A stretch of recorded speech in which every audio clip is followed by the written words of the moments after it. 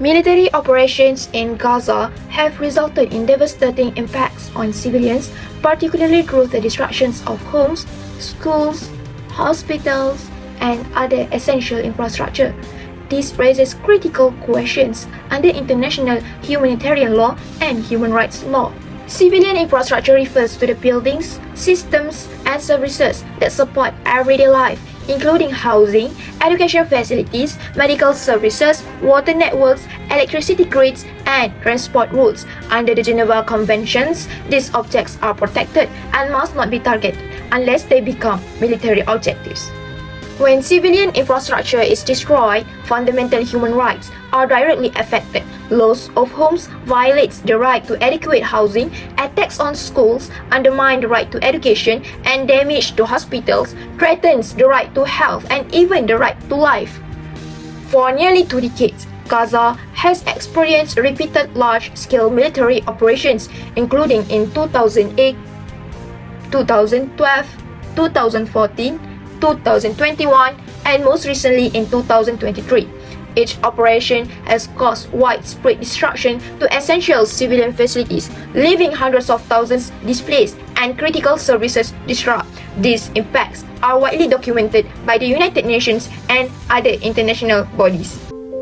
Gaza has been through so much already, and the damage to buildings has made things even worse. When hospitals can't help the injured and schools are destroyed, it makes life much harder for everyone. As hospitals are destroyed, patients are forced to evacuate, leaving them without proper care. قسم الاستقبال والطوارئ، وحدة الإسعافات الأولية، أيضا الصيدلية، أيضا المختبر، كله تم تدميره بالكامل. Without functional hospitals, it leads to higher death rates from preventable injuries. Furthermore, during military operation, many schools have been destroyed or damaged, leaving thousands of students without education and safety. When schools are destroyed, communities lose key centers for development, which can delay overall social progress and recovery. Students are unable to attend school, which interrupts their education and future opportunities. This law protects civilian infrastructure, including schools and hospitals, during armed conflict by prohibiting attacks on civilian objects, and Article 53 of the 4th Geneva Convention and Article 52 of Additional Protocol emphasize that civilian infrastructure must not be destroyed unless required. In armed conflicts, civilian homes often become collateral damage. In Gaza, the destruction of homes during Israeli military operations has left families displaced and communities shattered. International law, including Article 53 of the 4th Geneva Convention, protects civilian property and prohibits its destruction unless absolutely necessary for military operations. Yet, entire neighborhoods have been leveled, leaving thousands without shelter or basic security. This not only violates the right to housing, but also the fundamental right to live with dignity. The United Nations Security Council has condemned these acts, noting their disproportionate impact on civilians. Beyond the physical loss, the destruction of home tears apart the foundations of family, community, and identity, causing deep and lasting psychological harm. Military operations in Gaza have led to the destructions of homes, schools, and hospitals.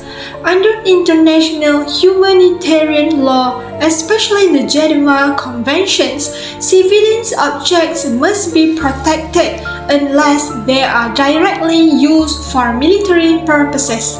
When hospitals or schools are damaged in attacks, questions arise about whether these actions are necessary or whether they amount to violations of the law of armed conflict.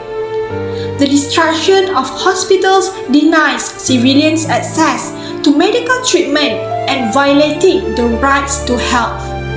The targeting of schools interrupts education, undermining the rights to education and the future of children. Families losing their homes face violations of the right to adequate shelter and dignity.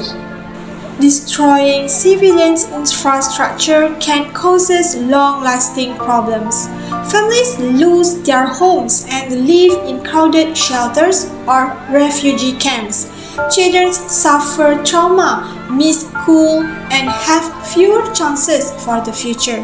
Without hospitals, clean water, and electricity, health problems grow worse, with disease and malnutrition spreading. This hardship keeps pupils in Gaza poor and dependent on aid, making recovery very difficult.